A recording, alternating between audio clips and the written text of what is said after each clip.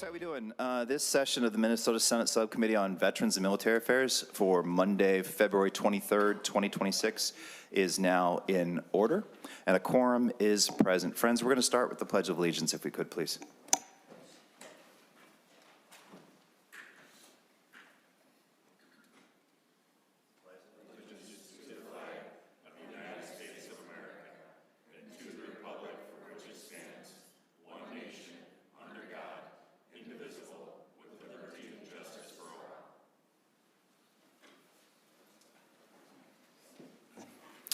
Thanks for that, friends. It's good to see you again. I hope you all had reasonable interims. That's where the expectation is at this point. Given that this is our first session of this specific subcommittee, I think it would be prudent for us to all go around the table and say hi. So if we could, members, we'll start with you. Just have everyone just introduce yourself very briefly, if you could, please. Sure. I'm State Senator Mary Kunish. I represent District 39, which are the communities of St. Anthony Village, New Brighton, Columbia Heights, and Hilltop, Spring Lake Park, and Fridley. Hello, Gene Dornick, Senate District 23, which would be almost all of Mower County, all of Freeborn County, and then parts of Steele, Waseca, and Faribault. Heather Gustafson, I represent Senate District 36. It's Vadnais Heights, White Bear Lake, White Bear Township, Gem Lake, Circle Pines, Centerville, Lino Lakes, North Oaks, and Birchwood Village. Mr. Erickson. Thank you, Mr. Chair. Andrew Erickson with Senate Council Research and Fiscal Analysis. I am the fiscal analyst for the Vets Committee along with State Gov, Pensions, and Elections. Thank you, Mr. Chair. Louis Hunter, Louishunter, Senate Counsel and Fiscal Analysis. I am counsel for this subcommittee as well as the committees on higher education, and I am the local counsel for the State and Local Government Committee. I'm Eric. I represent the Greater St. Cloud area, and I'm your chair. I'm Nick Roth. I'm the CA for the subcommittee. I'm Keely. I'm the committee legislative assistant for the Veterans Subcommittee. I'm Judy Seeberger, Senator for District 41, which is on the east side of the metro. I live in Afton. My husband just retired from 31 years in the Navy, so we are a proud military family and have first-hand experience living that life. Thanks. Senator Rob Kupek, Senate District 4, Clay and Becker counties. Senator Nate Wiesenberg, Senate District 10, Central Minnesota. I've actually got Camp Ripley in my district, and I've been watching the museum come along for a long time now. It's looking good.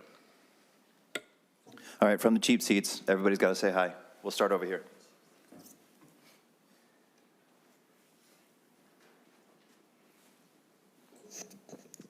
Matt Kelleher, Senate DFL Research.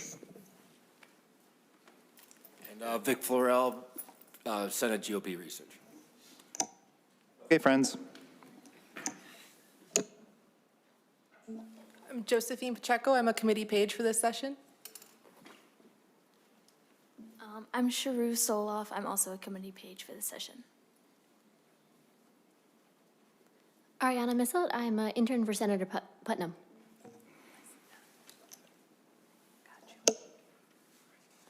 Okay, folks, today we have a number of items on our agenda. I do want to reiterate for all of you who are here the commitment that I made last session that I kept, and a commitment that I will continue to keep this year, which is to keep the veterans' jurisdiction distinct, to make sure that it gets its own attention and the prominence it deserves. You know, this is a subcommittee of the Committee on Agriculture, Broadband, and Rural Development, but we will keep those two jurisdictions completely separate so that they each get the attention that they deserve.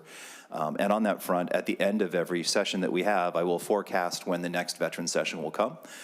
Nick's also incredibly good at letting you guys know what we're going to be talking about. But know that it is not going to be regular. I know that's a surprise for government in this session in particular, but it is not going to be regular or reliable. We'll kind of like pick days as they come here and there, but we'll always let you know when we're doing what we're doing. So today we're going to start with an update on the Minnesota Military and Veterans Museum. Mr. Dietrich, if you would please come on up, state your full name for the record and commence your testimony when you're ready.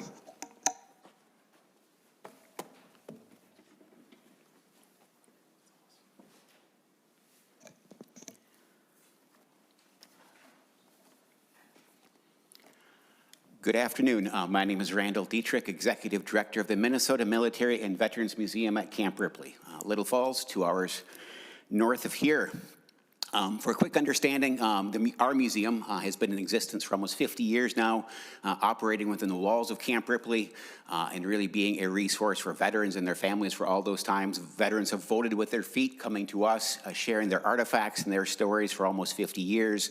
We outgrew our current space long ago, and being right across the street from the very busy airfield at Camp Ripley, it was time to design and build a new facility. So as a result of our board members and your support over a number of legislative sessions, we secured $32 million in state support and raising several $1 million more in private funding to create a new museum at Camp Ripley. And it's been a good year of construction.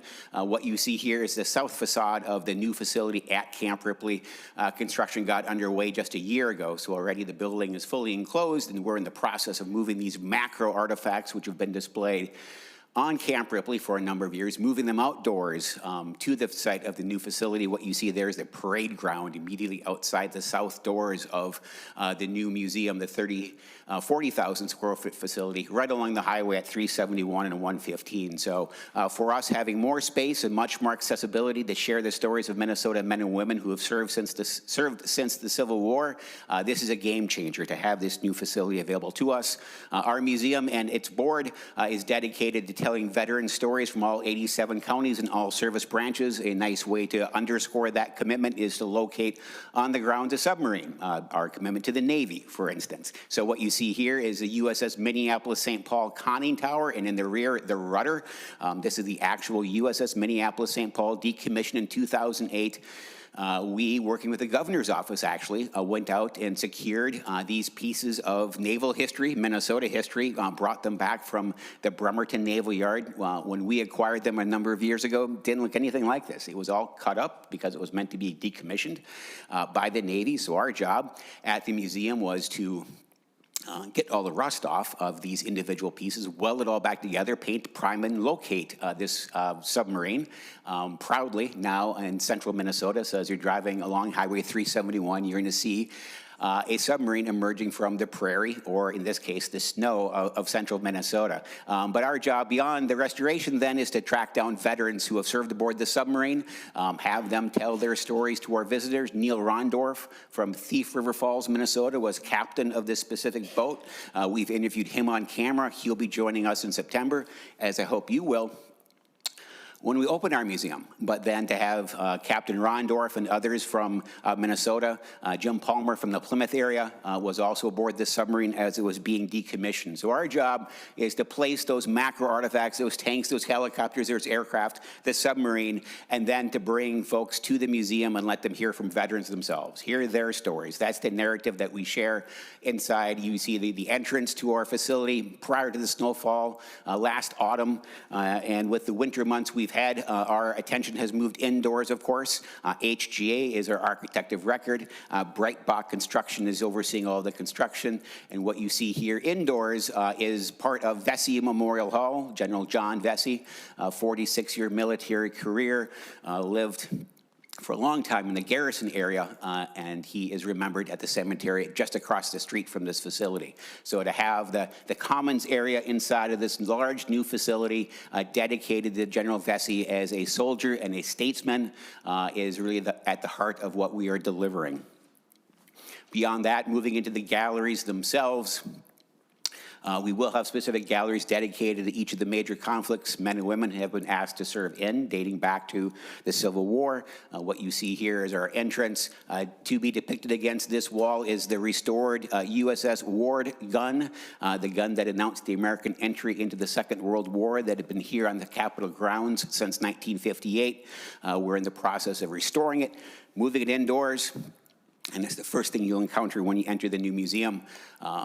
And then beyond that, then also kind of a labor of love for other veterans working across the state of Minnesota to ready our museum for this work. This is a World War II glider trainer, the wings of it at least. This will hang suspended from the ceiling along with a P-51 as well. So what we offer to visitors is an awful lot of visual variety and great stories to be shared. So our museum, again, to open this fall. This is a photograph taken just last week from Highway 371. So this corridor from the Twin Cities up to the Brainerd Lakes area and beyond, so busy, especially during the summer months. Having just met with Dutch Cragen this morning at the museum, plenty of folks making that trip to enjoy the Minnesota summers and winters for that matter, and to have this new facility now in place to open this fall on September 12th is really an opportunity for all of us to come together and really champion the stories of Minnesota men and women who have served the state since statehood. Happy to answer any questions that you all might have. Thank you, Mr. Dietrich. My first one is, I think, an important question for me personally. You gave us a tour, didn't you? We have provided a tour, yes. Yep. But were you the person who actually gave us the tour this past summer? Yes. And you were wearing a hat? I was. That's my excuse for not recognizing you and acknowledging, and I apologize for that. No worries. Okay. That was really my only question. Members, are there issues you'd like to discuss, questions you have, or comments you'd like to make? Senator Kunish. So just out of curiosity, is there any special or unique area or exhibit that perhaps identifies women who have served in the military or some of the other unique groups, our Hmong, our Asian, our Latino, some of these other subgroups? Are there ways to exhibit and thank them? And I myself am a descendant of the Standing Rock Nation, and I know that our American Indian community serves at probably the highest level of any other group, and I'm wondering if there is special recognition for some of those groups. Mr. Dietrich. Thank you, Chairman and Senator. Thank you for the question. That work is underway. That outreach is underway. I interviewed Billy Defoe from the Fond du Lac tribe just this past weekend, getting her story on camera and the stories of others. Just briefly to answer your question, one, as you walk into our facility, your museum, you're going to pass by the service flags upon entry, as well as the 11 tribal flags also on display on either side as you enter, and then walking into the galleries themselves. Our focus really has been to integrate those stories in and amongst everybody else who is serving at the same time. So rather than placing them in different places, we're trying to tell the comprehensive story of all men and women from Minnesota who again have served. So really seeding those good stories that you raise in amongst all the other good stories that exist is really what we're about at the museum. Noah Vang is coming up to the museum on Friday, walking him and other SGU members through the museum. So there is certainly an outreach effort to make sure we cover as many stories as possible, but when it comes to the visitor experience and finding those stories, you're going to find those stories intermixed with all the other amazing stories out there to kind of appreciate the overall nature of service in Minnesota. Senator Kunish? Members, other questions or comments? Thank you very much, Mr. Dietrich. We appreciate your time. And thanks again for touring us around last summer. It was incredibly edifying. We'll see you in September. You will. Thank you. Our next order of business is an update from the Minnesota Department of Veterans Affairs on the Veteran Suicide Prevention Plan. Ms. Johnson, if you would please come to the desk, state your full name for the record, and commence your testimony when you're ready.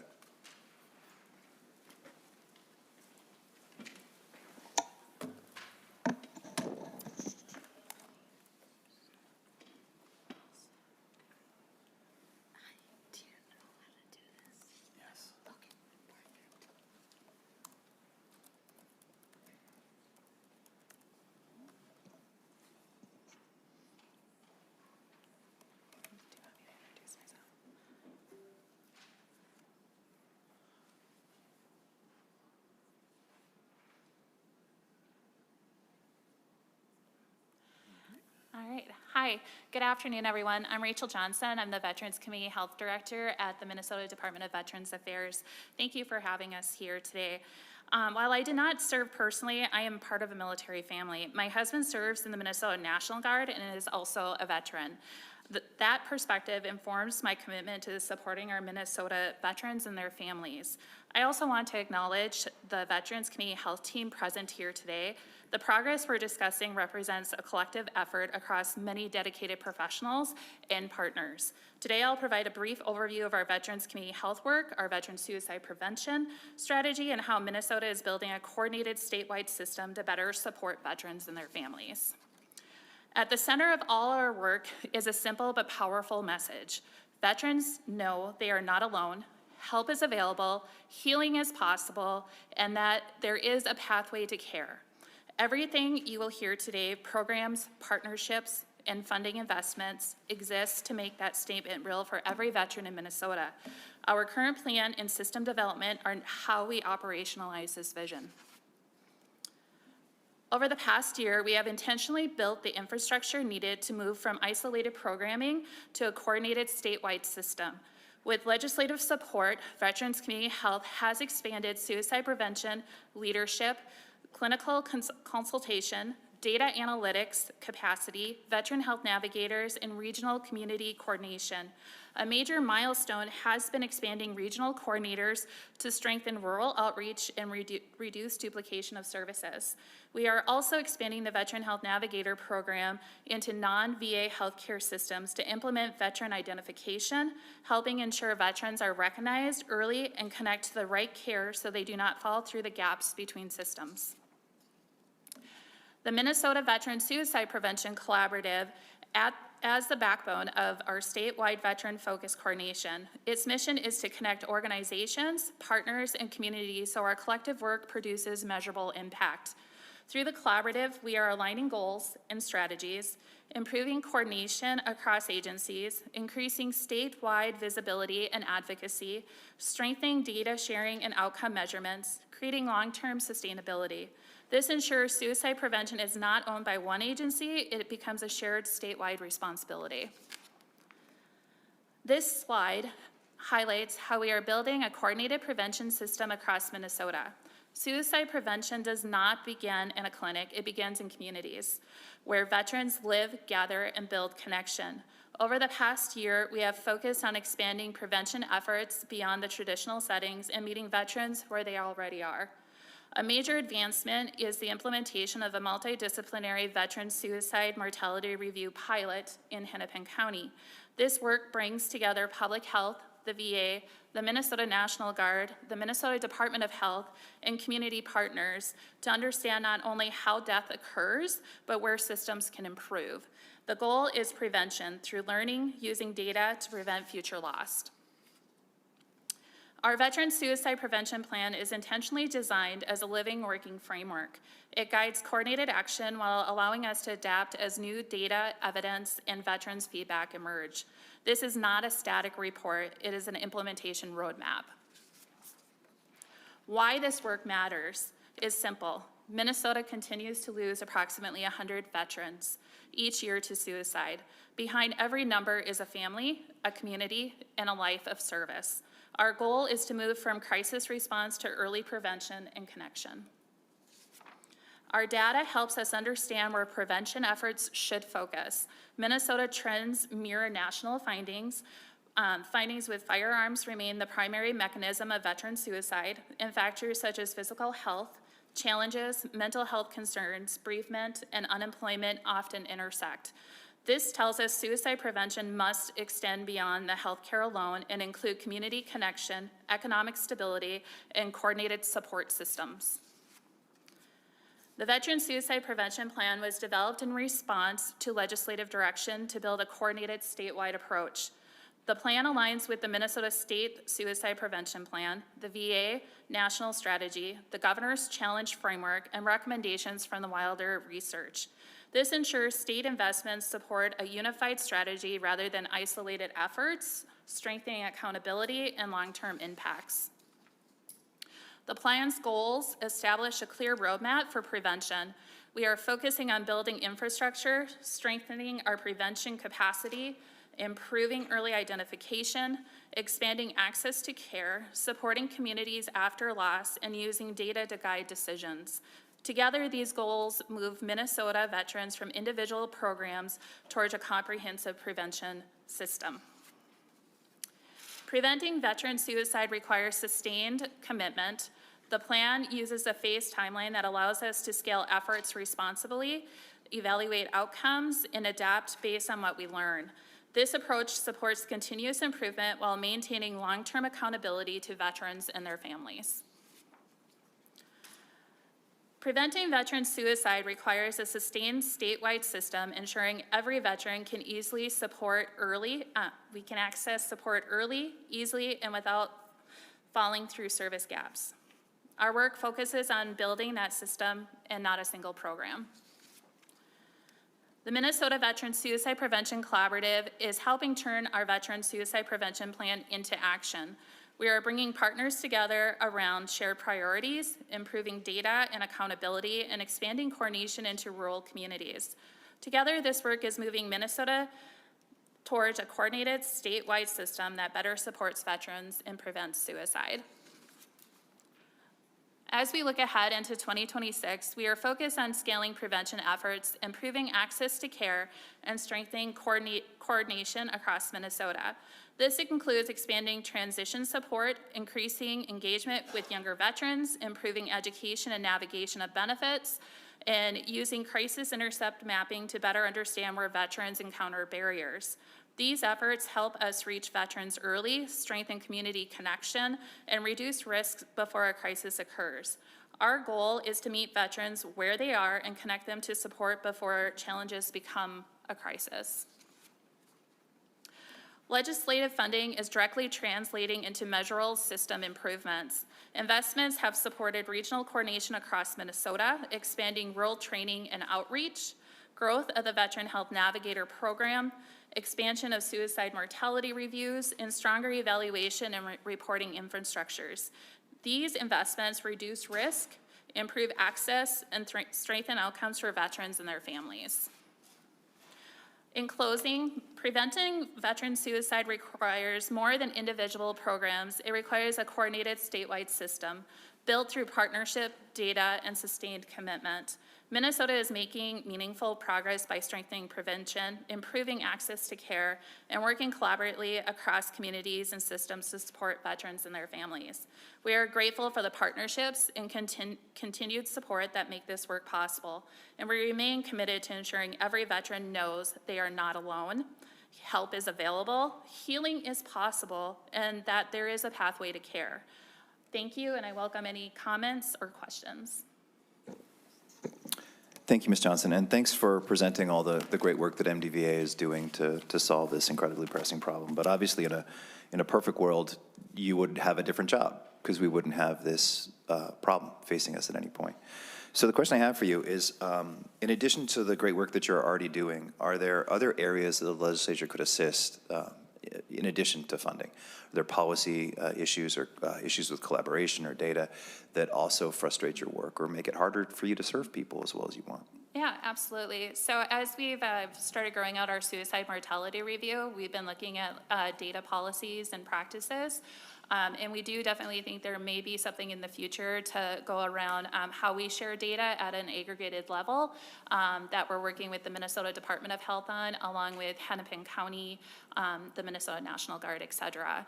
So as we start to figure that out, this work just started in November of last year, and we've already identified some of those pieces, but we're working through those, and so there may be something in the future for that.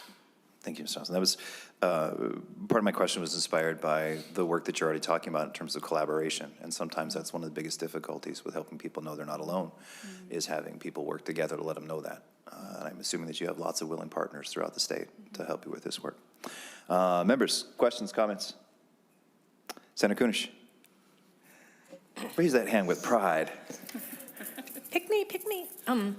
I'm really curious how, if you've had to make any changes or you've had to adjust the programs that you've had, because I know, was it just this past spring that there was considerable reduced veteran support coming from the federal government around a lot of VA staff reduction, rule changes, I think there was termination of support programs, and then, of course, around the issue of, racial equity or advisory groups, unique advisory groups. How has that affected your job in even just trying with prevention or supporting our veterans that are really struggling? Ms. Johnson.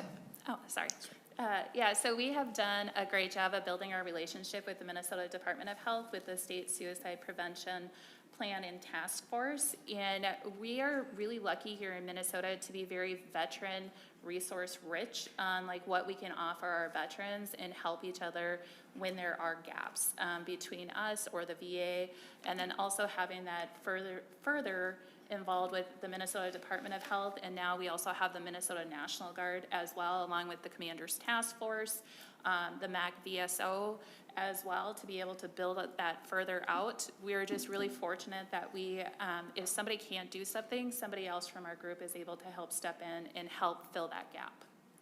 Senator Kunish?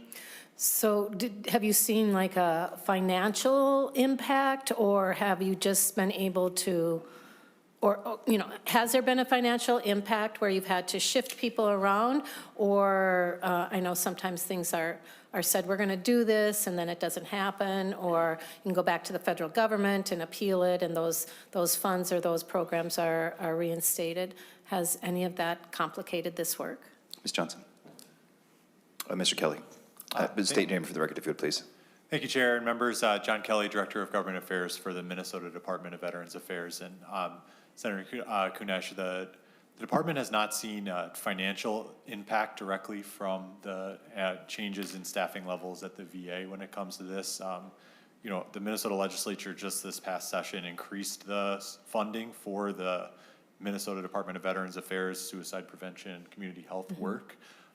We also remain partnered with Vision 23 and the other efforts around the VA, especially a strong partner with our VA healthcare systems in the state when it comes to this. So as far as we know, there hasn't been an impact here. I think we are keeping an eye on the second piece that you mentioned around there are bills moving through Congress to consolidate the groups that advise the Secretary of Veterans Affairs from a number of different areas.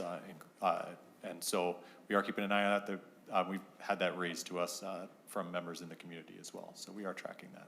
Good news. Thank you. Members, other questions, comments? Senator Howe? Thank you, Mr. Chair. And the question I have is really, that 988 suicide prevention hotline that we have. And I know the option one is you press one and you get, but do you have any data on that? When it goes, does it go to a separate veteran hotline, and how is that staffed? And do we get any information or any data from that? And how are we using that data? Ms. Johnson. Thank you, Chair and Senator. Yes, so we do have like our 988 specialist here in Minnesota, and we do have some of those crisis lines here in Minnesota that are being picked up by Minnesotans to be able to answer that. Data, I have not seen a recent report on the 988 press one for that specifically recently, but we do have data on overall the 988 usage, overall like nationwide, and we are waiting on getting some more updated data for that as well. Senator Howe? Thank you. And I would really look forward to seeing that Minnesota-specific data when you get it. I think it would be important for this committee to evaluate that. Thank you. That'd be helpful, Ms. Johnson. So if you do get that data, if you could send it to Mr. Roth, he'll send it to all of us. That'd be helpful. Thank you. Members, other questions or comments? Senator Dornick. Thank you, Mr. Chair. I just really appreciate what you do. This is so important. To lose approximately 100 veterans a year is very, very sad. I guess one of my questions is this been an increase over the years, just kind of where we've been in the past with military suicides and where we're at now? Have we increased quite a bit, or just if you'd answer that, would be great. Ms. Johnson? Thank you, Chair and Senator. We are approximately at 100 on a yearly basis. The number really has not changed drastically in the last 15 years. We did see a decrease in 2024 data, but it did go back up in 2025 to that 100 mark. Our senior epidemiologists with the Minnesota Department of Health and our data analytics liaison have been further going into that data now that the 2024 data is almost finalized to really see where the differences were, but on average we stay around that 100 mark. And then statistically too, for Minnesotans that die by suicide as well, stays at about that 800 mark, and we haven't really seen a whole lot of decrease, and it's really staying with those national levels as well.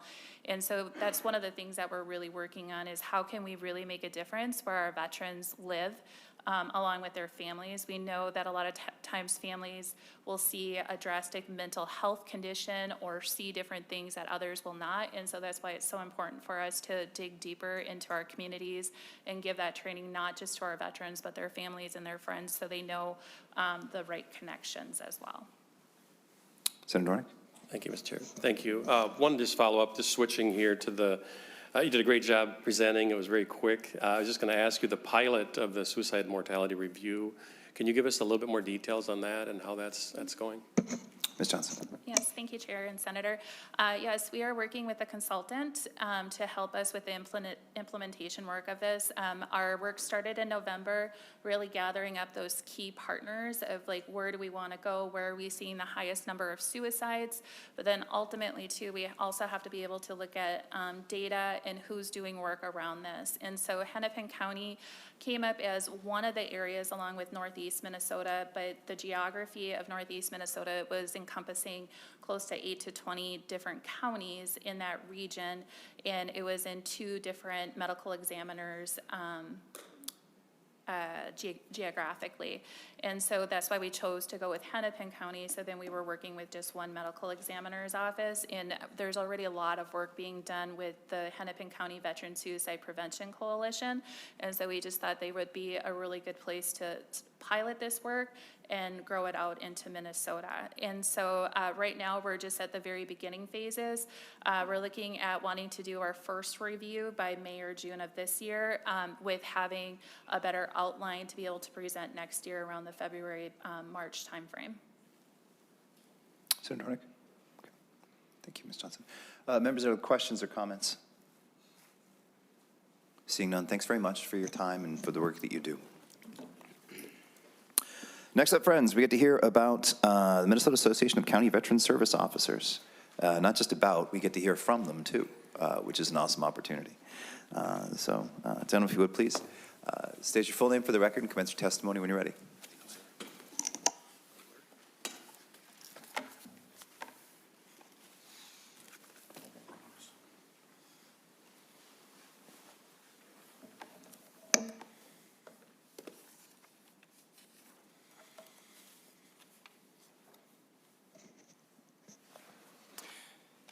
Thank you, Mr. Chair. My name is Larry Fonder, and I am the Legislative Chair for the Minnesota Association of County Veteran Service Officers. And with me is our President of the Minnesota Association of County Veteran Service Officers.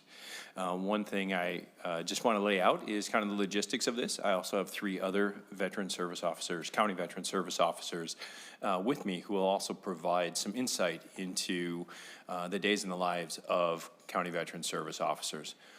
Our legislative priorities this year are two priorities.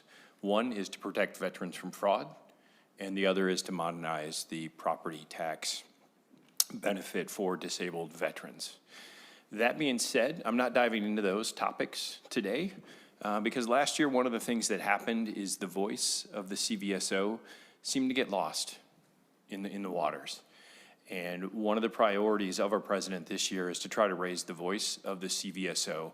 And one of those things is to actually help educate and familiarize people with the County Veteran Service Officer, and to cover things such as the authorities that empower us and make us a profession, the training and certification that validates our profession, and the accountability that upholds our profession. So first, I'd like to turn it over to our president and allow for his orientation as well as his testimony, as he is also a County Veteran Service Officer. Good afternoon, Mr. Chair, ladies and gentlemen of the panel. My name is Tom Anderson. I'm the Winona County Veteran Service Officer, and as Larry said, I'm also currently the president of the Minnesota Association of County Veteran Service Officers. A little about my background. I'm a United States Navy veteran, go Navy. Served for 14 years. I started off enlisted as an aerographer's mate, which is fancy Navy talk for a weather guesser.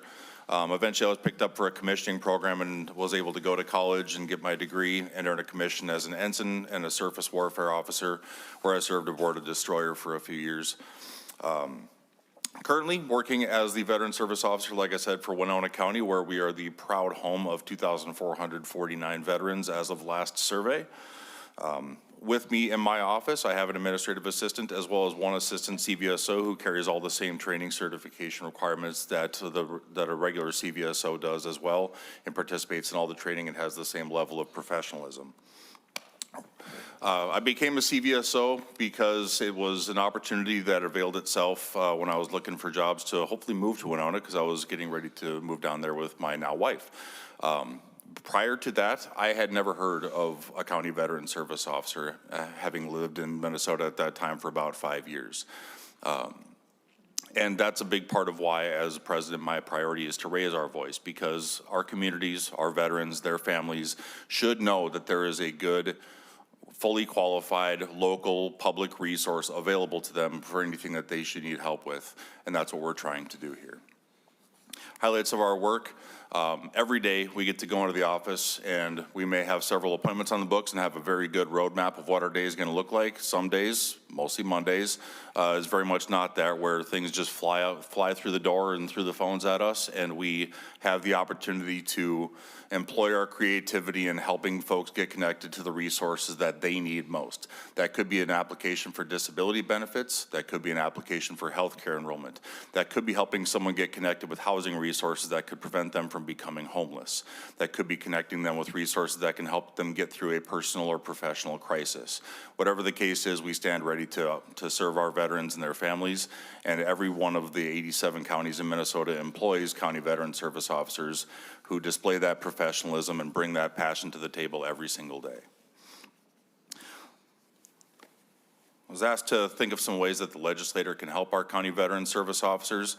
As Larry said, we're keeping our focus fairly narrow this year. We have a couple of policy items that we would like to be considered, but most importantly, we would just like the members of this panel to remember that we in Minnesota are blessed with the opportunity to have public employees fully accredited by our partners at the state of Minnesota, as well as our service organization partners who stand ready to serve our veterans in our communities and work together with the legislature and the state government to make sure that we're doing everything that we can. Thank you very much. So, Mr. Chair, before I introduce our other service officers, I'd just like to walk through a little bit on what actually the authorities are that empower our profession. So it actually comes from 5 different sources.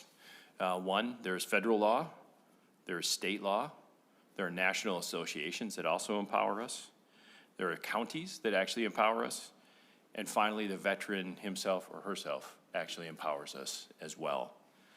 Under federal law, we have to meet good character standards, background checks. We have to demonstrate the ability to represent a veteran to the VA. That includes everything from the initial filing of a claim all the way to presenting in front of a federal judge. So we don't have the Juris Doctorate degree behind our names. However, we have to become, by law, extremely familiar with the law. So I brought in a couple examples. Here's Title 38 law. Here's the book that tells us what Title 38 law actually means. The other that we add on top of that as well is we become extremely familiar with the VA's interpretation of the law that they provide to their local VA regional offices. That's the M21 manual. So that's what the VA says, this is what can and cannot be done to grant a claim to a veteran. And we become extremely, extremely familiar with those areas. But the other things that we have to do is we have to maintain ethical standards. The law also says that we can absolutely never charge a veteran for their services. So what that means under federal law is we have to remain competent, we have to remain trustworthy, and we can never charge a veteran. Our services are always free. The state of Minnesota, there's 8 different laws that empower us through the state of Minnesota. One is just the appointment itself. So all of our county boards will actually appoint us for 4 years. 1 year of that is probation. So if you don't demonstrate competency in that first year, you can be relieved by your county board. You're also a county employee. So what that means is you're also subject to all the other human resource and rules that apply to a county officer. In addition to that, we all have to be veterans. State law mandates that every county veteran service officer and every assistant county veteran service officer must be a veteran. What does that mean? That allows us the ability to find the common ground with a veteran when we're helping them. One of my proudest cases is helping a woman veteran go through and gain recognition for the trauma she suffered from military sexual trauma. That occurred in the National Guard. She wasn't even recognized as a veteran. But after we won her case and her trauma was recognized, she was recognized as both a veteran, and the acknowledgement occurred for her that helped her to start to heal. These are the types of things that we face almost on a daily basis. In addition to that, there is a great deal of accountability at the state and the federal level. So the federal level, they're always looking for fraud that occurs. So if it looks like we coached a veteran, or if we submitted evidence that is fraudulent or does not appear to be up to standard, so one of the triggers for that can be we provide a medical opinion from somebody out of state where the veteran doesn't live. The VA says, wait, how did that happen? Is that valid? And they'll take a look at it. And if they raise that issue, we will answer for it, not the veteran. Very much the same thing. We have to declare ourselves in representation of the veteran. So the VA knows that we are absolutely the ones helping this veteran. So if something goes wrong, it comes back to us for accountability. On top of that, we also cannot walk away from the veteran. We must demonstrate to the VA if we are stopping our services or ceasing our representation with the veteran. The VA actually has to approve that for us. We can't just walk away. There are unscrupulous actors out there that do. As soon as fraud comes up, they walk away. But the reality is they could never represent the veteran at the VA anyhow, because they're not accredited under federal law. So it's actually illegal. The other area that also provides some of our authorities is, you may not know this, but County Veteran Services falls under welfare data laws as well. And that's because veterans sometimes are the most destitute persons that we end up working with, right? We help them on a continual basis with homelessness and trying to alleviate homelessness. Yes, we're at functional 0 in my county, but I can tell you in 2024, there was 8 veterans that we assisted that were vulnerable or facing homelessness. Last year, there was 82, and we helped all of them. So this is something that it's very close to us. And again, other actors that are not CVSOs aren't looking at these aspects of the veteran's life. They're not stepping out and saying, okay, I know you need to increase or get this rating, but what do you need this money for? Oh, you're 3 months behind on your rent. You know what? There's a state benefit. There's a grant we can look at that might be able to pay your rent for you, and we'll coordinate and collaborate with the Minnesota Department of Veterans Affairs and see what we can do for you. So there's a lot of other aspects that go along with that. The other is, as we've said, we're not lawyers, right? But we have to become competent and very familiar with the law. But we also have to go through training. So every year, the VA, when you first start, you've got to make it through their, I'll read this, training responsibility and involvement in claims preparation class, or TRIP training. My colleagues probably all just twinged a little bit. It's not polite training to go through. It's very rigorous, actually. But the whole reason that the VA does it is because they want to collaborate and have advocates that understand the law and are accredited, because it makes their process that much better, and it also improves the chances of having a well-founded claim and getting veterans benefits. Each year, the VA also requires us to go through reassurances and HIPAA training.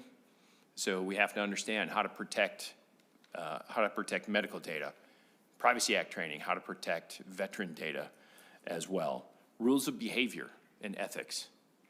Within our own organizations, the National Association of County Veteran Service Officers, for us to maintain our accreditation with them and our membership, we have to go through 16 hours of professional training every year. So those are continuation training. But before we can even join, we still have to get accredited with them and go through their basic course and actually pass and learn how to file claims. The state of Minnesota has a phenomenal program for training. Every Thursday, they're offering training to every county veteran service officer in the state.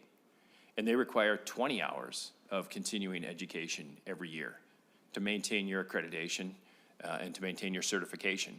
And as a matter of fact, if you don't get certified as a county veteran service officer, you don't have access to the grant that the Minnesota Department of Veterans Affairs provides to us.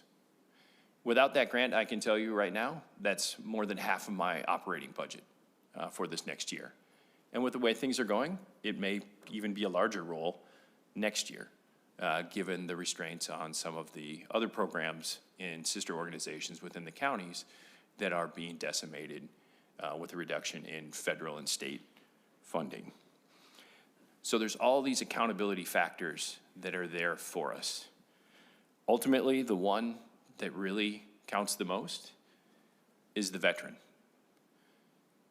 No veteran wants to fail another veteran or their spouse. Every one of us works every day to look into the eyes of that veteran or that surviving spouse and say, we did everything we could and we won. No one wants to tell them that we failed them. And the veteran has that choice if they want to come to us or not. And most of them do. And it's something that we want to sustain. So I'd like to illustrate some more of those examples of what we do. And I would ask that David Gergen from Lyon County please come forward. And I want to give a little background as well. David is he is one of our technical administrators that we have for the Minnesota Association of County Veteran Service Officers. And his focus is on veteran suicide prevention. This is one of the programs that we were very fortunate that Minnesota Department of Veterans Affairs was able to help us fund and institute with our program to, again, help to bring the numbers down that you just saw from the previous presentation. So David, if I turn it over to you. Mr. Gergen, if you'll please state your full name for the record and commence your testimony when you're ready. Good afternoon. Thank you for having me here today. My name is David Gergen. I serve as the Assistant County Veteran Service Officer for Lyon County and as the Suicide Prevention Technical Advisor for CVSO. I'm a Gulf War era Army veteran, and I served with Alpha Battery, one of the 151 Field Artillery, as a gunner in Baghdad, Iraq in 2004 to 2005. According to the Minnesota Department of Veterans Affairs, we have just under 1,400 veterans in our county. In our office, we are actively working with nearly 1,100 veterans on a daily basis for all case files. But every one of those numbers represents a story, a family, and a promise our country has made to its veterans. I became an assistant CVSO because I know what it feels like to come home from service with health issues, complicated paperwork, and more questions than answers.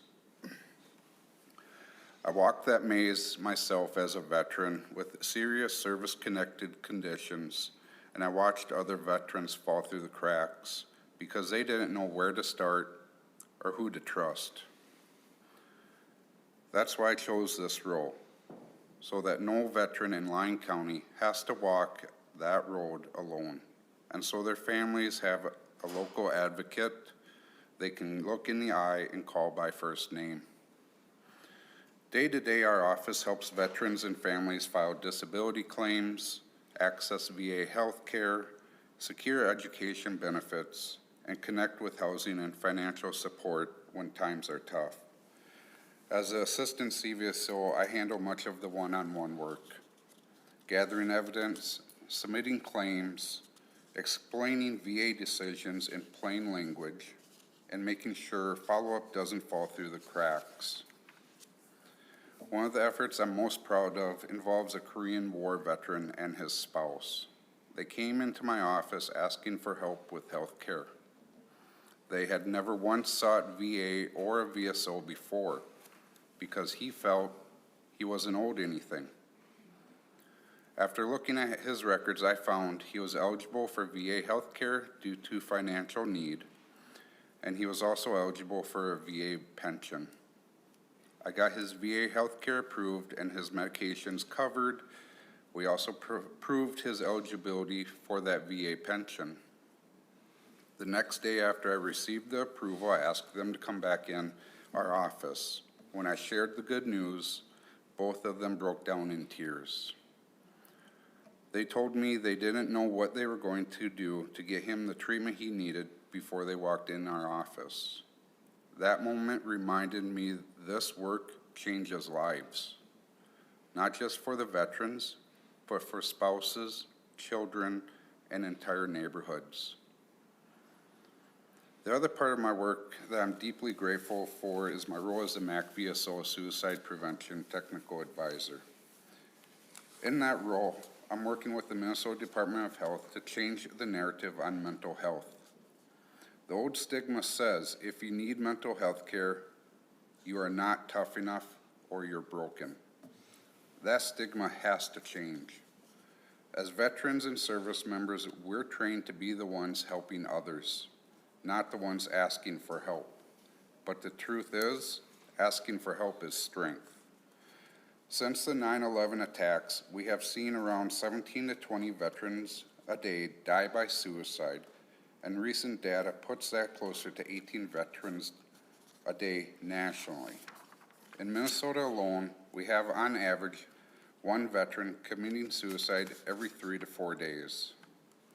Our goals in suicide prevention is to change this, change the narrative message out to everyone, and to build local relationships with law enforcement, healthcare providers, and community partners, so that a veteran in crisis is never treated as just another call. I have seen how one well-timed outreach, one properly developed claim, or one coordinated community response can literally change the trajectory of a veteran's life. At the same time, veterans and their families in Southwest Minnesota face real challenges. Many live in rural communities with limited transportation. Our county provides free transportation for veterans to VA healthcare appointments. There's very limited transportation services in our area. DAV is not operated down in that area of Southwest Minnesota. Specialty medical care can be hours away. Broadband access for telehealth is still inconsistent. We continue to see the lingering effects of moral injury, PTSD, substance use, and financial stress. All of these can increase the risk for homelessness and suicide if we are not proactive as a community.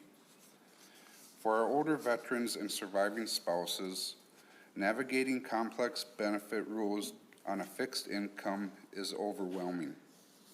For our younger Guard and Reserve veterans, just understanding what they're eligible for can be a barrier. That is where the legislature can make a decisive difference for county veterans and the CVSOs who serve them. First, we need help to protect veterans and their families from the fraud, the unaccredited claim sharks. These are businesses that charge high fees for work that accredited CVSOs and VSOs provide at no cost.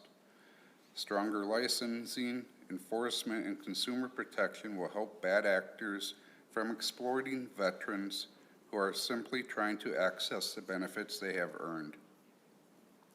Second, we ask you to modernize the disabled veteran homestead property tax exclusion.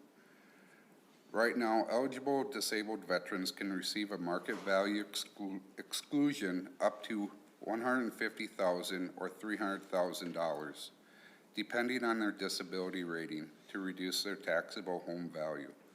But housing prices have risen significantly, and that exclusion is not indexed to inflation. Updating this program is so it reflects today's housing costs and adjusts over time will help keep disabled veterans and surviving spouses from being taxed out of their homes. Thank you. Thank you, Mr. Gergen. Next, we have Ms. Rost. Ms. Christina Ross, correct. Christina Ross. Thank you, Mr. Chair. If you would please state your full name for the record and commence your testimony when you're ready. Good afternoon. I'm Christina Rost. I serve as the. Go ahead. Okay. I serve as the County Veteran Service Officer in Ramsey County and also the Director for Veteran Services in Ramsey County. So Ramsey County is home to approximately 21,500 veterans and their families. Actually, just 21,500 for veterans, not including their families and surviving spouses. Each year, our office works with thousands of veterans, surviving spouses, and family members through benefits advocacy and coordinated support services. So my path to becoming a County Veteran Service Officer is rooted in both family and service. My grandfather was in the Army. My father... Do you want to just say about SGU? Sure. Yeah. Mr. Chair, if I interject, this is Larry Fonder again for the record. One of the things I would like to comment on too, that Christina is not only the County Veteran Service Officer for Ramsey County. One of the actions that she was instrumental in is helping with the implementation of the legislation that was passed last year to recognize SGU soldiers, so special guerrilla units. So Ramsey County has been very involved in the boots on the ground detailed work of how do we help verify. MDVA and the House Committee has set up the task force, and Christina has helped with a lot of the understanding a lot of the paperwork and verification process that has been developed by the task force. The other thing I would like to emphasize is everybody you're seeing today is brand new to this. No one on our team has presented, with the exception of myself. I presented once last year. I provided some testimony with some fraud action. I guess that's what qualified me as the chair. But all of our faces are new, and that is deliberate, so that it's not just the same people that have come back, but we have put on a fresh face and brought others out to help hear what they're doing and to help express what's happening. So Christina, if you're ready. I'll take it back. Thanks. So just stating a little bit about how I became a County Veteran Service Officer. Both my grandfather and my father served in the military. I joined the Minnesota Army National Guard when I was 17. Served honorably for 9 years, including a stateside deployment, and I'm also the spouse of a currently serving service member in the Minnesota Army National Guard. After that, I spent about 12 years working for Department of Defense as a contractor for Minnesota military members and their families. During that time, I learned firsthand about the role of CVSOs and the impact they have. I saw professionals who, with deep knowledge of complex federal and state veteran benefits, who could explain those complicated systems in ways veterans and their families could truly understand during some of the most challenging moments of their lives. CVSOs are federally accredited. Larry had already mentioned this, complete ongoing training and continuing education, and continually stay current as laws and policies evolve. What stood out most was they did this work not for personal gain, but out of continued commitment to serve fellow veterans. Guided by the same principle, we lived in uniform, no one left behind. So that sense of purpose is what led me to this profession. I can put it together. So What I'm most proud about is the real impact the work has on people's lives. We have seen so many lives changed because of the work that is happening with our CVSOs and our ABSOs. So our role goes far beyond filing paper claims and adding documentation. So here in Ramsey County, we work holistically with veterans and their families across generations. So it's not, when someone comes into our office, we're working with them for a lifetime, and then beyond that lifetime. We help them access their VA benefits they've earned and connecting those benefits with real life outcomes. So healthcare, VA healthcare, stable housing, financial security, and community supports that strengthen long-term stability and well-being. When a veteran finally receives the benefits, sometimes after years of struggle, it means preventing homelessness, reducing family stress, or allowing someone to focus on healing instead of just surviving. So that stability strengthens not only the veteran, but the entire community. And I'll touch a little bit on the SDU veterans. So in Ramsey County, we have the largest population of Hmong Lao veterans, specifically our SDU veterans, and our office has worked, Larry used to work in our office too. So for many years, we've worked with SDU veterans in trying to get them the benefits they've earned through the federal level, which is through the National, or the Hmong Veterans Naturalization Act of 2000.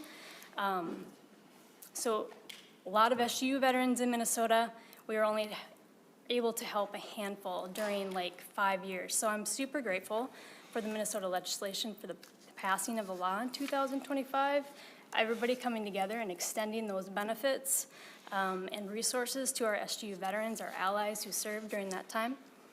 And we have been kind of a hub. We did a TV show on the Hmong TV. It reached over 35,000 people, like not just here locally, but beyond, nationally as well. So I wanted to talk a little bit about that. And then also in Ramsey County,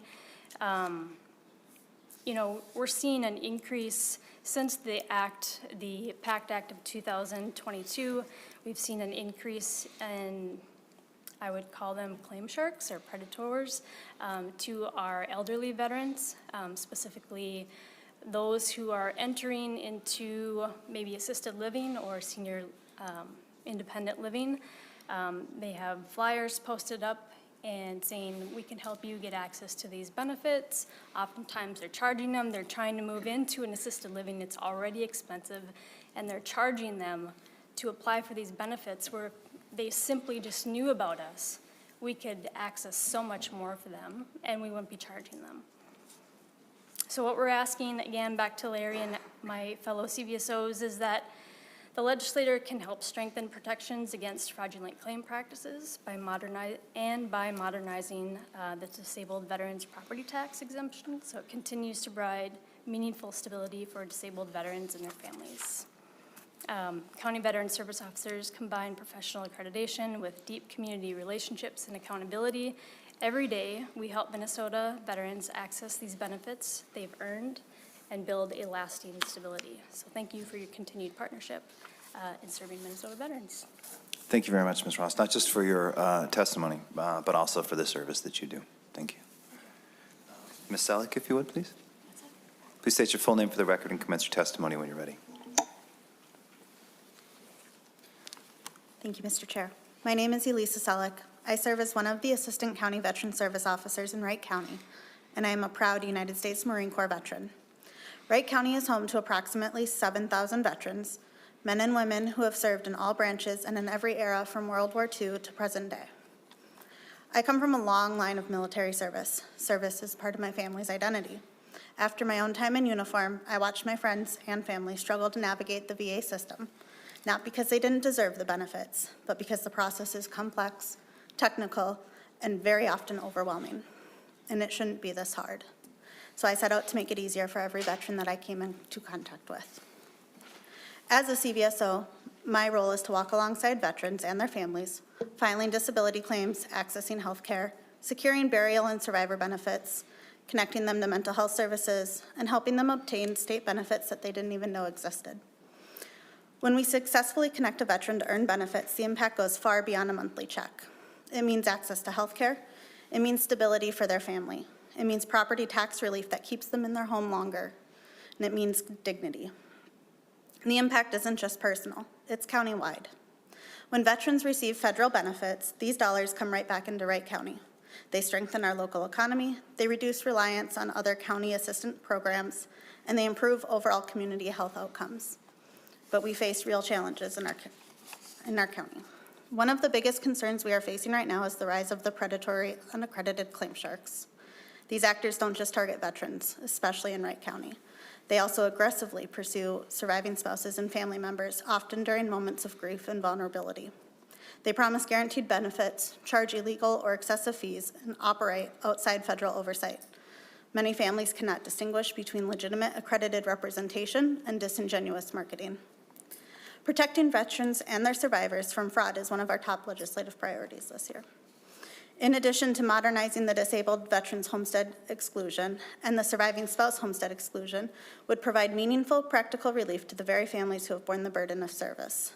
Indexing exclusions to inflation and addressing gaps for surviving spouses ensures these benefits remain aligned with their original purpose, to ease the burdens of military service. Legislators can help CVSOs by protecting veterans and their families from fraud, modernizing state benefits to reflect today's economic realities, and continuing to recognize that local CVSOs are the front line. We are the accredited, accessible, no-cost resource in every county. When you invest in CVSOs and veteran legislation, you're not just funding a position, you're strengthening families, stabilizing communities, and honoring the promise made to those who served. Thank you for your continued partnership with Minnesota veterans.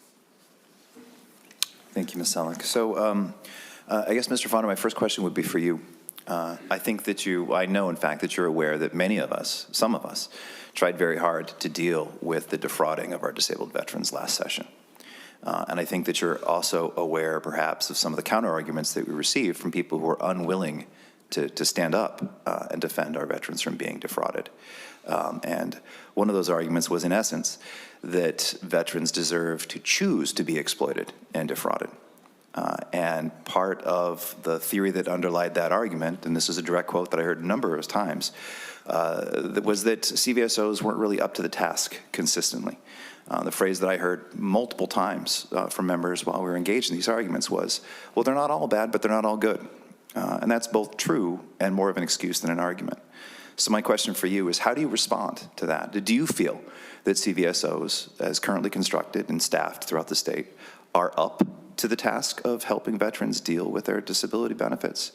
And just more in general, how do you respond to that sense that not every CVSO is going to be perfect to stop the fraud, so we shouldn't do anything to stop the fraud? How do you respond to that argument? Thank you, Mr. Chair. So first, I would like to say that one of the things is, not every CVSO is equal, right? I've been doing this since 2018, so I have more familiarity. I also worked for the Minnesota Department of Veterans Affairs. That's where I honed my appeals abilities for a lot of veterans. But as individuals, perhaps not. There might be someone that's a little bit weaker, might be a new employee, might be a new hire, and they have to be a Minnesota resident, by the way. So in order to hire, it does limit your ability if you're in some rural areas that you may not have all the personnel available, right, to draw from. But collectively, as an organization, the Minnesota Association of County Veteran Service Officers is absolutely prepared to help every veteran. On top of that, we are partnered with the Minnesota Department of Veterans Affairs as well. In addition to that, we're also partnered with and accredited by national service organizations. So this is the DAV, the Paralyzed Veterans of America, the VFW, as well as the American Legion. All of those organizations, so under state law, when we file a claim, we're actually either filing it through the Minnesota Department of Veterans Affairs, or we're filing it through one of those national organizations. So that's literally a second set of quality control that comes into play when a county veteran service officer files a claim. If it doesn't happen at the immediate level, it'll happen before that goes in front of a judge as well. if a veteran feels their county veteran service officer is not qualified or does not have the abilities, or they've struggled with them, they can go directly to the Minnesota Department of Veterans Affairs and have representation from a claims representative or one of their outreach personnel. They can go directly to the American Legion and have one of their representatives take on their claim. Same with the VFW.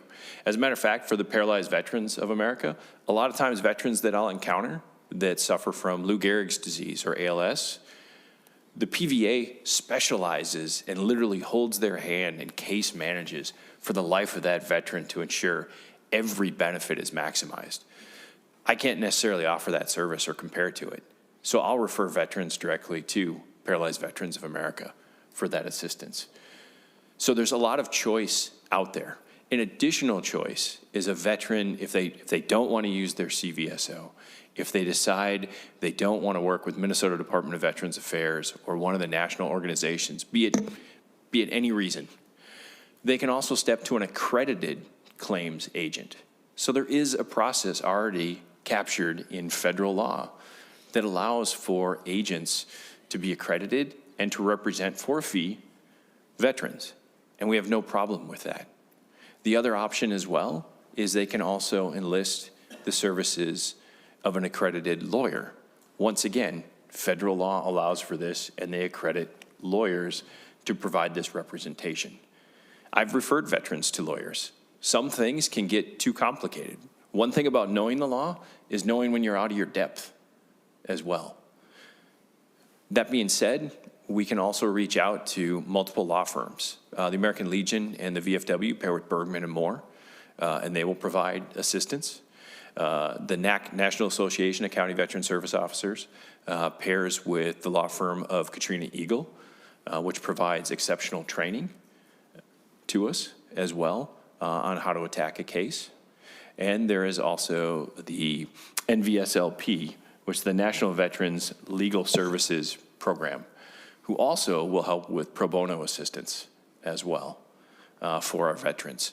So there are a lot of choices out there before the veteran needs to resort to going to the black market and reaching out to an unaccredited representative.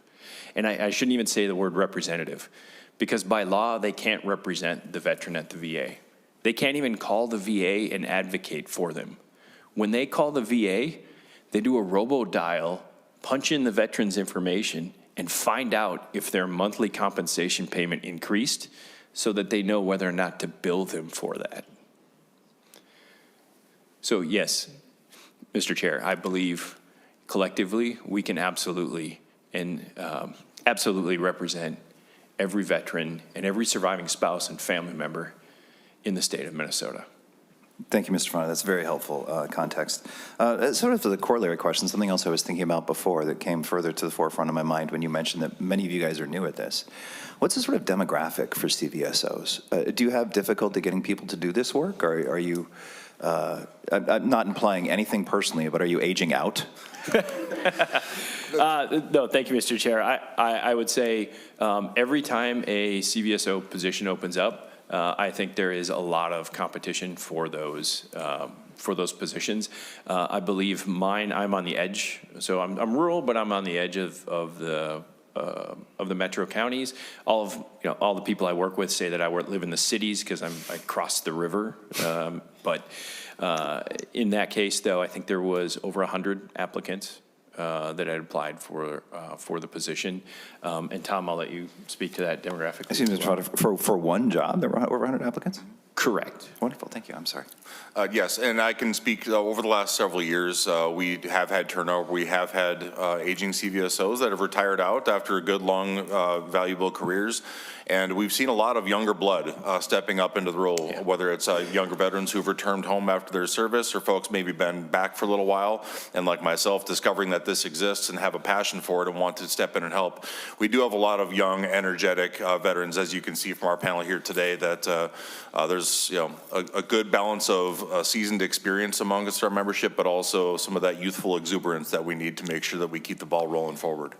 And part of that I would add, Mr. Chair, as well. So one, you'll see a lot more tattoos. That happens to be part of it. But But the other I would say, though, is a lot of the youth, because many of them are also being, there's twofold. One is the services are doing a much better job of educating veterans before they depart service that these benefits are available. So many veterans will step out actually understanding or having familiarity with veterans benefits, and they'll be looking for who can represent me. But a lot of them are very smart, and they'll start applying these things and realize this is something that I might be able to do. That was my case. I did my own claim when I retired after just under 23 years of service, and filed my own claim, and then learned more and more about it, and then worked with the Minnesota Department of Veterans Affairs.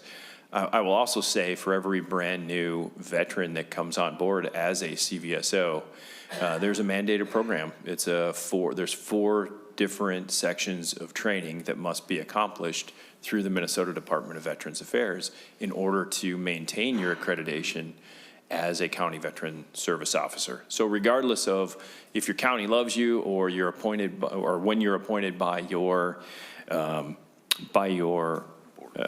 board, if you don't complete all this other mandatory training and accreditation under state law, MDVA is going to remove you or let you know that you're no longer qualified for the job and inform your board.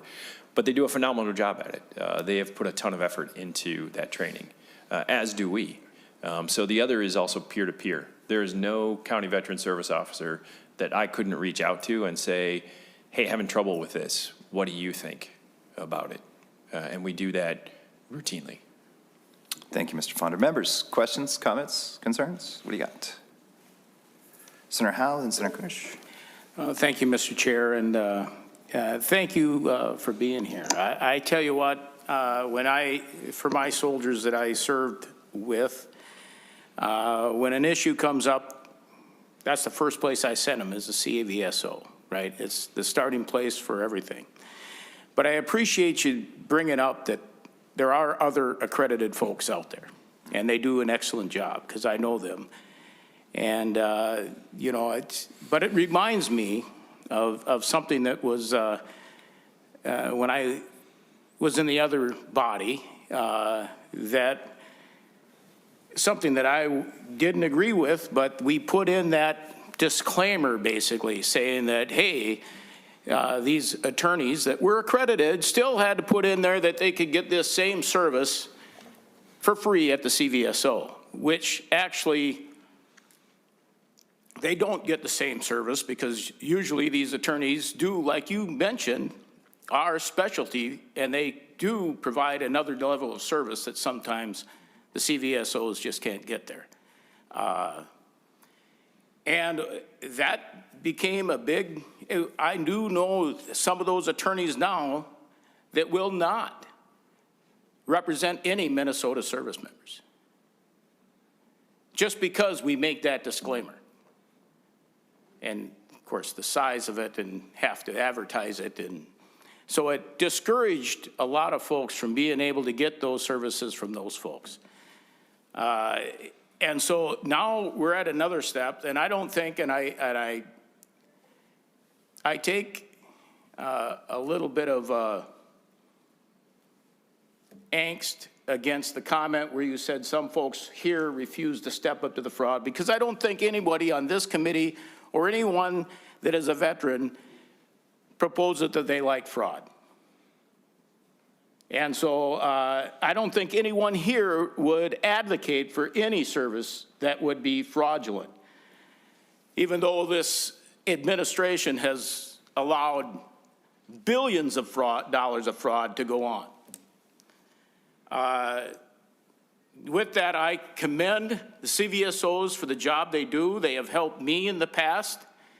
But there is some prejudice out there for certain CVSOs too, because I personally had to walk a Vietnam veteran, through the process to get his benefits, because that CVSO had the belief that he was only going to use it for alcohol and drugs anyway, so he wasn't going to support him.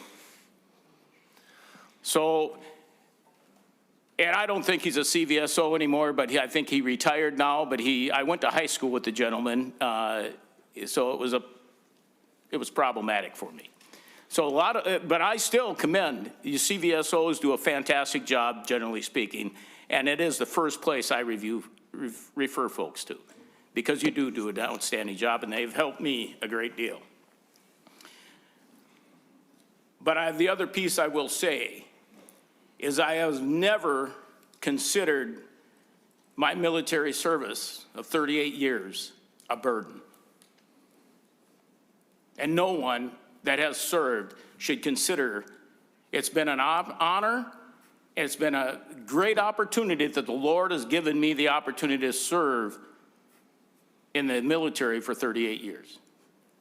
And every veteran should be proud, and I don't use proud very often, but they should be honored to have served in our nation's military and in service to this nation. And I'll leave it at that. Thank you, Mr. Chair. Thank you, Senator Howe. Now, to address your angst, but also in service of clarity, I will say that when I said some, I meant in the legislature as a whole. I did not mean to imply any individual in this committee. However, I will say that, some of us were more intimately involved in this discussion in the work on claim sharks. And in that process, we learned that one of the things we were working on, we're actually getting rid of that disclaimer to enable the lawyers to continue to do this work. So that was actually part of the negotiations that we worked on, was part of the conversation already. And I think that's important to acknowledge as well, is that that process was, many people engaged earnestly in that, but many also argued that this was a question of choice, that people should have the option to go to a claim shark. That's a direct quote, conversations that I've had with some members of the minority. So what I said, I stand by, because it was accurate. Now, that's not to relitigate what happened last session. I only say this in service of clarity, because that's what happened. Senator Howe? Mr. Chair, but to say that's because they believe that some of those businesses were fraudulent, I think is accusatory and without proof. Well, because I believe that all those businesses that were here advocating for changes, I don't think any one of those businesses that were here have actually been prosecuted for fraud. I don't think that I don't think the CVSOs pointed a finger at any one of those that were here. But I assure you, I agree that there's other bad actors out there. But I don't think they were in the halls of our Senate building or our Capitol. I appreciate that, Senator Howe. And fundamentally, I think we do agree. But I will say, yes, they have been. Veterans Guardians was the one who was here, spent the most time here, and they are currently under litigation. They were under litigation as we talked about this, and they lied in the hearing about how that litigation was going in the moment. Senator Howe, you and I can keep talking about this elsewhere, and I think that fundamentally we're on the same page. But I do think it's important to acknowledge the actuality of the conversation that occurred last time, which, Mr. Fonders, you can probably tell is part of why you're here, is we wanted some clarity on what CVSOs actually do.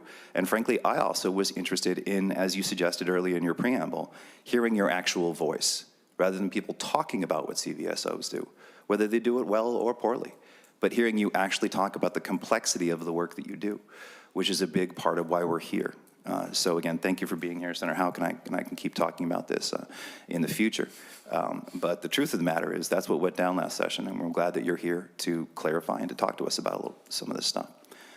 So members, other questions, comments? Senator Kunish. Just also thank you very much for the work that you do. It's obviously very emotional and very personal to all of you and your families, and I really commend you. I just had two questions. Mr. Gergen mentioned that maybe veterans didn't know about it, and somebody else said they had to discover that it exists. So my question is, when somebody is exiting their military service, how well are they informed or given that direct information to access those services that they are due and should be done? And then just the second question is, what direct impacts has there been from any reduction at the federal government that affects your jobs that we in Minnesota could possibly counteract? Mr. Fonder or Mr. Anderson? I'll take that, Senator. Thank you very much for the question. Thank you, Mr. Chair. As for the first question, that's a very good question, and there's no streamlined answer for it. So when a soldier, sailor, airman, or Marine leaves active service, there's a program in every branch it's for transition assistance to educate veterans about the benefits that they're able to do. They help them with job coaching, interview practice, things like that. They get a week in order to do this. They get fed from the fire hose, and a lot of folks, it's too much to sink in. Plus, using myself as a personal example, when I transitioned out of the Navy, I was stationed in San Diego. So I was greeted by representatives from local resources out there, but there was no mechanism to inform me about resources that might be available back in my home state or anything like that. Now, in Minnesota, we are blessed with an outstanding National Guard mechanism through here, and we have a good working relationship with CVSO and our National Guard units, so that when soldiers and airmen come back from our guard rotations and transition off of those federal orders, they go through a similar type of transition training. The perk that we have is that we have the ability to send some of our reintegration specialists, which we have VSOs that they do that as a collateral duty, and they will go out to those classes and they will collect that personal information and take the information sheet and send it to the VSO in the county in which that service member lives. So there is a bit more of a direct handoff. But as far as getting folks from the federal Department of War and folks that are transitioning out of that service, it's more of a challenge, and the more visibility that we can get through our state partners that do a fantastic job of reaching out and having those national connections, the more work we can do for that, the better. As for the question about impacts from any federal reductions in service or funding or anything like that, at the local level, I can't say that I've seen a terrible amount of reduction in services there. There's certainly been a lot of concern and questions about what's going to be happening at the VA medical centers and community-based outpatient clinics where our veterans receive services, or if they're referred to local partners. There's been questions about whether or not those referrals are going to be hampered. So I can jump in a little bit on there. So one, I just want to clarify that CVSOs, there are no federal dollars that come in and are administered to us to help us with our job duties. So we are levied by our counties and our county boards, and then we are also offset by the Minnesota Department of Veterans Affairs for operational grants that we can use. So I do want to make it a point. This year, our agenda was not to walk in and ask for more money. That is not on our priority this year. But one of the things that we're seeing with, especially when you look at a county, and if there's federal dollars that usually come in and say pay for health and human services programs, and those federal dollars that are coming in are now gone, well, then the county has to make up for that. And they will take from all budgets. So like my own budget, one of the things that we did is on our operating side, so our grant that we get, so we qualified for a $15,000 grant last year, and we have consistently. It's based on veteran population as well as a base amount from the Minnesota Department of Veterans Affairs. Traditionally, we were able to use that more as a marketing thing to get information out to veterans that we exist. Here we are, come see us. But I can tell you right now, with the cuts that we needed to make, we're using that more for operational, right? So I am paying for, I'm conserving the core principles. I want the best trained people to be doing this job. So I'm using those dollars, instead of advertising, I'm using those dollars for training, for certifications, for references, for conferences where we can learn and grow more. So something to think about for the future. Again, not what I'm asking for this year, but it is, or we, I should say, as an organization, but it is something that will impact us going forward. As well, veterans, So a veteran comes into our office, and if they are not service-connected or they've only ever served in the National Guard, and I say only, not as derogatory, but only meaning they don't have any federal Title X active duty time, then they don't qualify as a veteran under federal law or state law, unless we can get them service-connected, if there's that possibility. To do that, that's something that would have happened to them on a drill weekend or on a 2-week annual training. So sometimes they walk in, and in my office, I look at it as, if you took the oath, everyone in my office is going to treat you as a veteran, whether or not you meet the federal or the state definition. And if we can't get you federal or state benefits, I'm going to bring you upstairs to our Health and Human Services and see if we can get you enrolled in SNAP. See if we can get you housing benefits that are available because you're a county resident. But those benefits are becoming fewer as well, and that impacts veterans directly. And so in that regard, that's a side impact.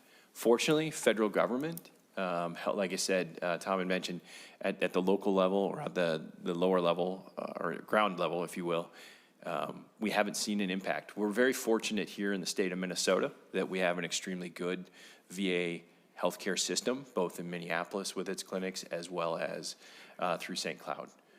So we are very fortunate that they have preserved a lot of or I should say, all their functions, and been continuously delivering healthcare to our veterans. Senator Kunish? Senator Howe? Thank you, Mr. Chair. And I will tell you that Minnesota sets the standard in the nation for reintegrating soldiers coming back off of especially Guard deployments. Yes. They do a fantastic job. It was a little rough when I think I was one of the first units that came back off of a deployment. That wasn't so smooth, but they learned a lot of lessons, and they've applied that after action review. They definitely set the standard for that. Mr. Fonder, did you want to? Yes, thank you, Mr. Chair. I just wanted to, Senator Howe, thank you for your 38 years of service. Yes. That's an incredible amount of time to serve our nation, and I greatly appreciate it. 2, who did you claim? Don't actually answer that, but if you want to know. But I would like to also address one of the things that we do is, so when Minnesota National Guard deploys, so a unit deploys, so if you're not familiar, National Guard, they deploy, they do active duty training, and then they get ready for that mission, and then they deploy from that mission. They return from the mission, and they go through a deactivation process while they're still on active duty. And the Minnesota Association of County Veteran Service Officers, what we'll actually do is send down CVSOs to that post. So it might be Fort Hood, where they're actually demobilizing at that post. So we'll get in front of them while they're still on active duty and talk to them about the benefits. And then the representatives that go down there fill out a sheet with information, contact information, accurate information. Where do you live? What county are you in? All of this. What are you concerned about? And some people don't want to say things while they're separating and demobilizing. People want to get home to their families. People are concerned if I say something, that could affect my National Guard career. Maybe they'll do a medical review board and kick me out, right?